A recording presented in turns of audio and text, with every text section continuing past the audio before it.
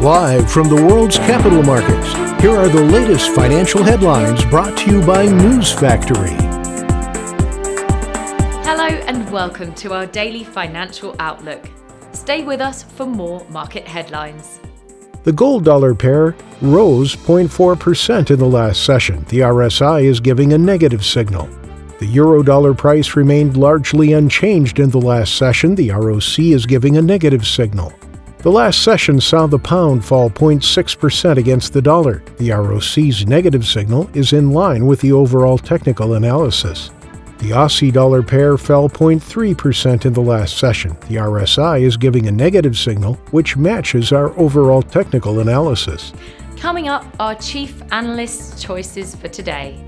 Growing fears of China Evergrande defaulting rattled global markets as investors, worried about the potential impact on the wider economy, dumped Chinese property stocks and sought refuge in safe haven assets.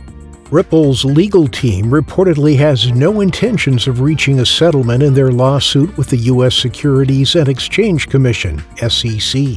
AstraZeneca said interim analysis of a Phase 3 trial showed that its drug, Enhertu, reduced the risk of death or disease progression by 72%, compared with an existing treatment. Those were today's major economic events, and now moving on to world financial headlines.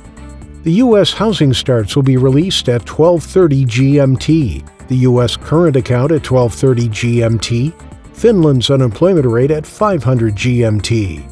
The Belgian Consumer Confidence Index will be released at 900 GMT, the UK's public sector net borrowing at 600 GMT, Australia's RBA meeting minutes at 1:30 GMT. We hope that you've enjoyed Tuesday's financial report.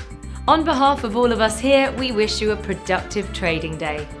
Be sure to join us tomorrow morning for the latest news and events from the financial markets.